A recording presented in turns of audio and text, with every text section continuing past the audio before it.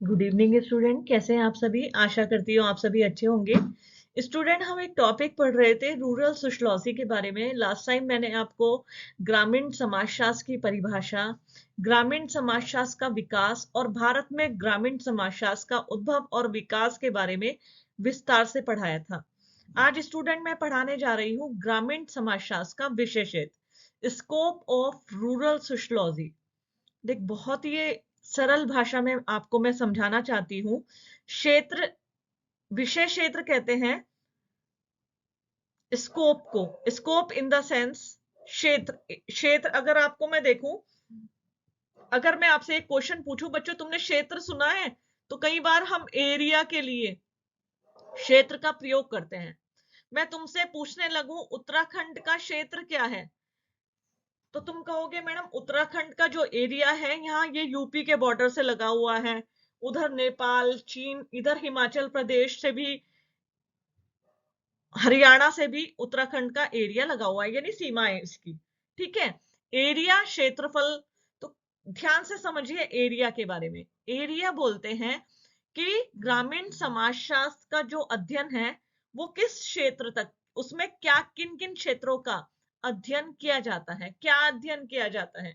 जैसे मैं पूछने लगूं कोटद्वार का एरिया क्या है ना, तो ग्रामीण समाजशास्त्र का विषय क्षेत्र का मतलब होता है बच्चों, ग्रामीण समाजशास्त्र का अध्ययन किन किन क्षेत्रों में किया जाता है, किन क्या क्या। तो बच्चों, ग्रामीण समाजशास्त्र के विषय क्षेत्र में के एरिया में जिन जिन कंटेंट को शामिल किया जाता है, मैंने टू द पॉइंट्स लिखे हुए हैं इसमें। आप देखिए, सबसे पहले इसमें आता है ग्रामीण ढांचे का। ग्रामीण ढांचा कहते हैं बच्चों ग्रामीण स्ट्रक्चर। स्ट्रक्चर, रूरल स्ट्रक्चर का। रूरल स्ट्रक्चर आता है बच्चों कि ग्रामीण, अगर हमें ग्रामीण जीवन को समझना है तो हमें ग्रामीण संरचना को समझने की आवश्यकता है। ऐसा क्यों? क्योंकि ग्रामीण संरचना, संरचना मतलब स्ट्रक्चर, ग्रामीण समाज का निर्माण कैसे होता है? लोगों से होता है, उनके छोटे परिवारों से, आपसी मेल मिलाप, सामाजिक संबंध। ठीक है, अगर मैं तुमसे करूं, बोलूं कि ग्रामीण और नगरीय में क्या अंतर है, तो बहुत अंतर है। ग्रामीण क्षेत्र छोटा होता है, लोग आपस में मिलजुल कर रहते हैं। आज एक घर में शादी है तो दूसरे घर के लोग मदद करने आ जाएंगे।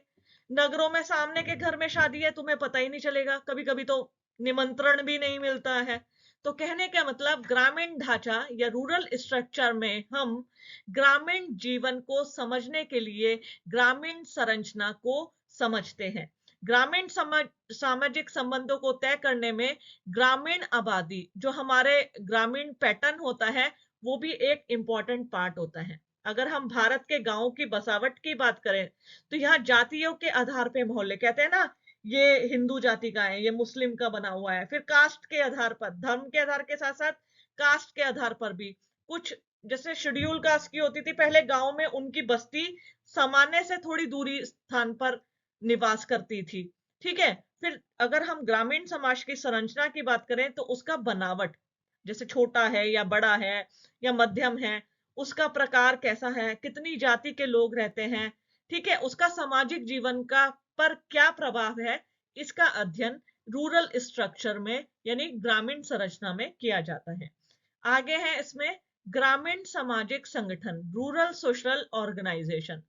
ग्रामीण समाजशास्त्र के क्षेत्र में पूरा ग्रामीण सामाजिक संगठन, यानी संगठन मतलब पूरा रूरल ऑर्गेनाइजेशन का निर्माण कैसे होता है। कैसे इन द सेंस, किस प्रकार के पद होते हैं, पंचायत कैसे होती है, बड़ा व्यक्ति कौन होता है, प्रधान कौन होता है, ठीक है, प्रधान क्या क्या निर्णय ले सकता है, वो उसके अधिकार क्षेत्र कहां तक सीमित है।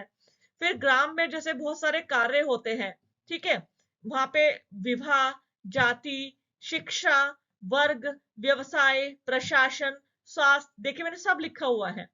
ग्रामीण सामाजिक संगठन के अंतर्गत हम पदों में सत्ता आदि से मिलकर होता है, मतलब जैसे ग्राम प्रधान, पंचायती राज व्यवस्था होती है, उसमें प्रधान होते हैं। ठीक है, फिर उसी के प्रकार ग्राम, इनके अंदर ग्रामों में पाए जाने वाले विभिन्न सामाजिक संगठन, परिवार, विवाह, जाति व्यवस्था, वर्ग व्यवस्था, शिक्षा व्यवस्था, प्रशासन व्यवस्था, स्वास्थ्य, धर्म आदि सामाजिक संघ का अध्ययन किया जाता है। तो ग्रामीण समाजशास्त्र के क्षेत्र में ग्रामीण ढांचे का और ग्रामीण सामाजिक संगठन का अध्ययन किया जाता है। अब चलते हैं नेक्स्ट पॉइंट की ओर। ग्रामीण समाजशास्त्र में इसके विषय क्षेत्र में हम ग्रामीण सामाजिक समूह यानी रूरल सोशल ग्रुप्स, अगर हम बात करें रूरल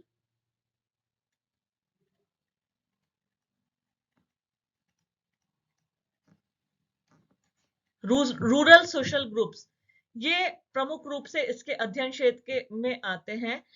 कहने का मतलब रूरल सोशल ग्रुप का मतलब ग्रामीण समाज में किस तरह के ग्रुप्स होते हैं, मनोरंजन समूह, क्रीड़ा समूह, अगर कल्चरल ग्रुप, रिलीजियस ग्रुप, किस प्रकार लोग आर्थिक लेन देन करते हैं। वहां लोग जैसे कई बार हम ग्रामीण क्षेत्रों में ऐसा देखा है कि विनिमय व्यवस्था पाई जाती है, जैसे सब्जी ज्यादा है तो सब्जी देकर मिट्टी के बर्तन खरीद लिए, सब्जी देकर अनाज खरीद लिया। कहने का मतलब ग्रामीण समाज में रूरल सोशल ग्रुप्स का स्ट्रक्चर कैसा है, यहाँ मैंने इसको डिफाइन किया है, जैसे क्रीड़ा समूह, मनोरंजन समूह, सांस्कृतिक समूह, धार्मिक समूह, आर्थिक समूह, राजनीतिक समूह, किस तरीके से एक प्रकार के समूह पाए जाते हैं, उनमें आपस में कैसा रिलेशन होता है। साथ ही साथ ग्रामीण समाजशास्त्र के अध्ययन क्षेत्र में ग्रामीण सामाजिक संस्थाओं का, ग्रामीण सामाजिक संस्थाएं मतलब रूरल सोशल इंस्टीट्यूशंस, इनका अध्ययन भी किया जाता है। देखिए, सामाजिक संस्थाएं सामूहिक उद्देश्य के लिए प्राप्त व स्वीकृत विधियां हैं। संस्था किसे कहते हैं? नियमों और कार्य प्रणालियों की व्यवस्था को।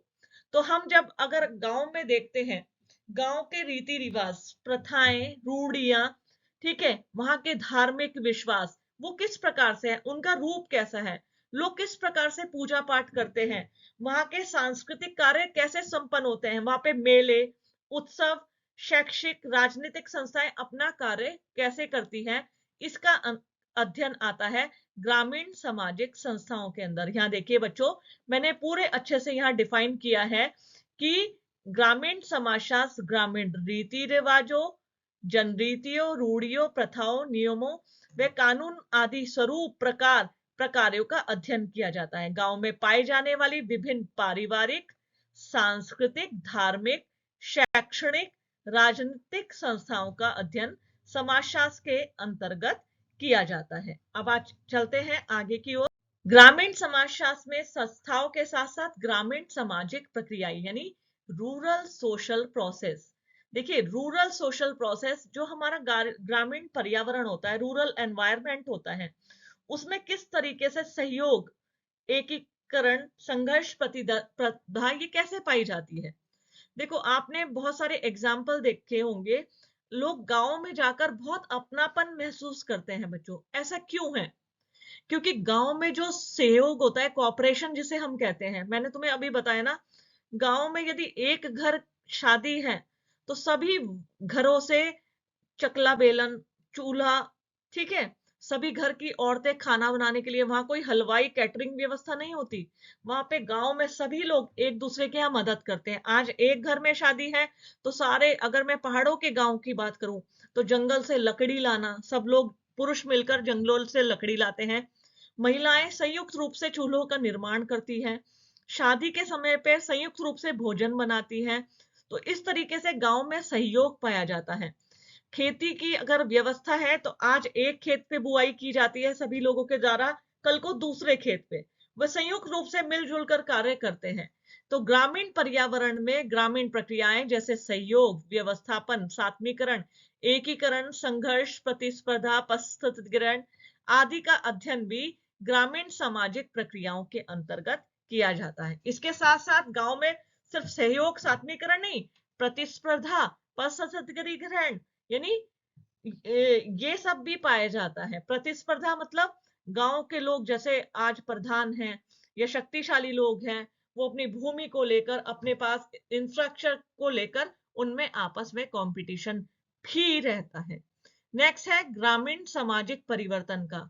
देखिए बच्चों, ग्रामीण समाजशास्त्र के क्षेत्र में हम ना सिर्फ ग्रामीण सामाजिक संगठन, सामाजिक प्रक्रियाएं, संस्थाएं, समूह, इन सब का अध्ययन नहीं करते, इवन ग्रामीण समाज में होने वाले उन परिवर्तनों का भी संपूर्णता के साथ अध्ययन करते हैं जिनका संबंध रूरल सोशियोलॉजी से, रूरल सोशल चेंज से होता है, यानी ग्रामीण सामाजिक परिवर्तनों से होता है।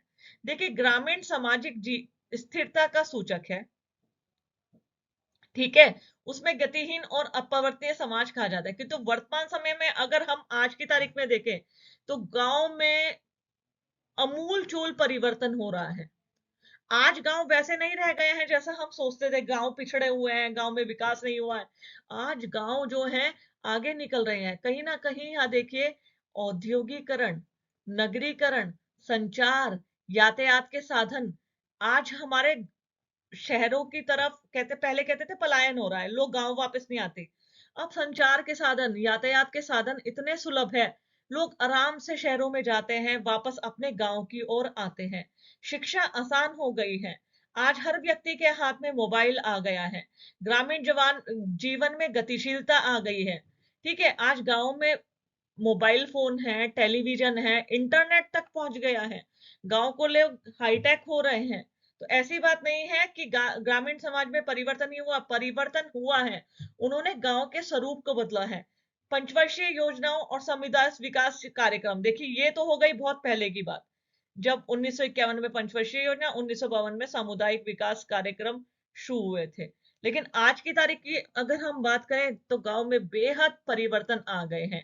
गांव के लोगों के जीवन में परिवर्तन आ गया है, उनके खान पान में परिवर्तन आ गया है, उनके रहन सहन में आधुनिकता का समावेश हो गया है। कौन सा गांव ऐसा है जिसमें टीवी नहीं है, मोबाइल फोन नहीं है, वॉशिंग मशीन नहीं है, फ्रिज नहीं है? सब चीजें, आधुनिक सुख सुविधाएं मौजूद है। तो इस तरीके से ग्रामीण समाज बदल रहा है। ग्रामीण समाज में घटित होने वाले परिवर्तन, उनके कारण, दिशा, गति, प्रकृति स्वरूप आदि का भी अध्ययन ग्रामीण समाजशास्त्र के क्षेत्र में किया जाता है।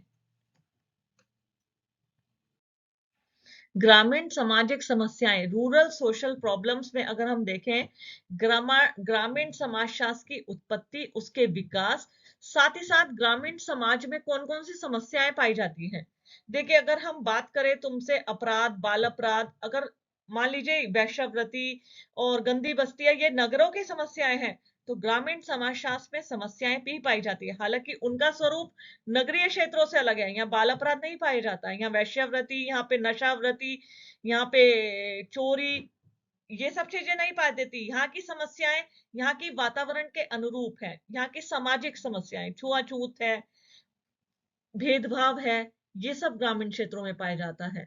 यहाँ पे सांस्कृतिक समस्याएं, जैसे कल्चर की प्रॉब्लम रहती है, सांस्कृतिक परिवर्तन आया, धार्मिक समस्याएं रहती है, यहाँ पे राजनीतिक झगड़े, राजनीतिक समस्याओं का सामना करना पड़ता है।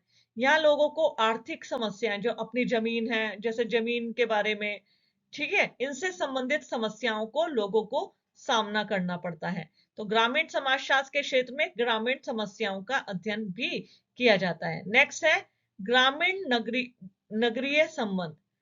सबसे ज्यादा रूरल सोशियोलॉजी में अगर हम देखें,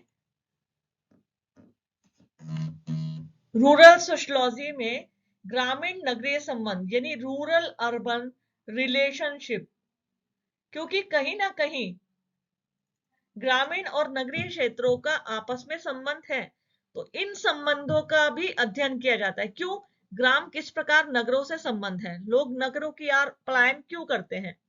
गांव में देखो शिक्षा नहीं मिलती, अच्छी चिकित्सा सुविधाएं नहीं मिलती, अच्छे चीजें नहीं मिलती, लोग शहरों की ओर पलायन कर जाते हैं, ठीक है। इसी प्रकार के इन दोनों के, नगरीय जीवन और ग्रामीण जीवन में संबंधों का अध्ययन भी ग्रामीण समाजशास्त्र के अंतर्गत किया जाता है, ठीक है बच्चों। तो ये है ग्रामीण समाजशास्त्र का क्षेत्र। ग्रामीण समाजशास्त्र में ग्रामीण जनता यानी रूरल पॉपुलेशन, रूरल प्रोफाइल, इसका भी अध्ययन किया जाता है। देखिए, गांव की जनसंख्या में और नगरियों की जनसंख्या में अंतर होता है। सबसे पहला तो गांव की जनसंख्या कम होती है, शहरों की जनसंख्या अधिक होती है। गांव की जनसंख्या में विभिन्नता कम देखने को मिलती है, जैसे लिंगानुपात जो होता है वहां पर अच्छा पाया जाता है। अच्छा इन द सेंस, महिलाओं की जनसंख्या पुरुषों के सापेक्ष मतलब अनुपातिक रूप से सामान्य बनी रहती है। साथ ही साथ यदि हम ग्रामीण क्षेत्रों की बात करें, वहां का एरिया इन द सेंस अगर हम क्षेत्र की बात करें ग्रामीण समाजशास्त्र के, तो ग्रामीण समाजशास्त्र का एरिया ज्यादा होता है, नगरों का एरिया ज्यादा है, लेकिन वहां जनसंख्या घनत्व डेंसिटी की बात करें, ग्रामों में डेंसिटी बहुत कम होती है, मतलब वहां छिटके छिटके घर होते हैं। लेकिन शहरों में चले जाओ तुम, दिल्ली मुंबई, पैर रखने की जगह नहीं मिलेगी, मल्टी स्टोरी बिल्डिंग्स मिलेगी। तो इस प्रकार ग्रामीण समाजशास्त्र के क्षेत्र में रूरल पॉपुलेशन यानी ग्रामीण जनता का भी अध्ययन किया जाता है। देखो बच्चों, मैंने लिखा है ग्रामीण समाजशास्त्र ग्रामीण पर्यावरण में निवास करने वाली जनसंख्या का भी अध्ययन करता है, जिसके अंतर्गत ग्रामीण जनसंख्या की रचना, प्रकृति, वितरण, उत्पत्ति, घनत्व, उसकी भौतिक एवं मानसिक विशेषताएं, जन्म दर, मृत्यु दर, आवास, आयु संरचना, लोगों के रहन सहन, व्यवसाय, आर्थिक स्थिति, भाषा, जाति, धर्म आदि का आधार पर बनावट का अध्ययन भी किया जाता है। ठीक है, चितांबर जो थे, जो ग्रामीण समाजशास्त्र के अध्ययन से जुड़े हैं, आपने लिखा है जनसंख्या का अध्ययन ग्रामीण समाज के बारे में महत्वपूर्ण ज्ञान का स्रोत है। जनसंख्या मानव के व्यवहारों एवं क्रियाओं को प्रभावित करती है, अतः ग्रामीण समाजशास्त्र की विशेषताओं को जानने के लिए ग्रामीण जनसंख्या का अध्ययन आवश्यक है। साथ ही साथ सबसे लास्ट पॉइंट है इसमें ग्रामीण पुनर्निर्माण, रूरल रिकंस्ट्रक्शन, इसका अध्ययन भी बच्चों ग्रामीण समाजशास्त्र के अंतर्गत किया जाता है। ग्रामीण समाजशास्त्र के अंतर्गत अब तक जिन विषयों को सम्मिलित किया गया है वे सभी सैद्धांतिक ज्ञान प्रदान करने वाले हैं। ग्रामीण समाजशास्त्र का व्यवहारिक पक्ष भी है।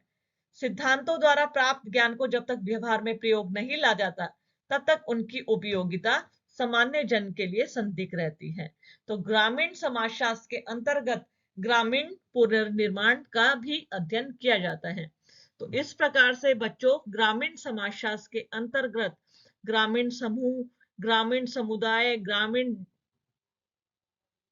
संस्था, ग्रामीण पुनर्निर्माण, ग्रामीण सामाजिक प्रक्रियाओं का, जनसंख्या का, इनका संपूर्णता के साथ अध्ययन किया जाता है।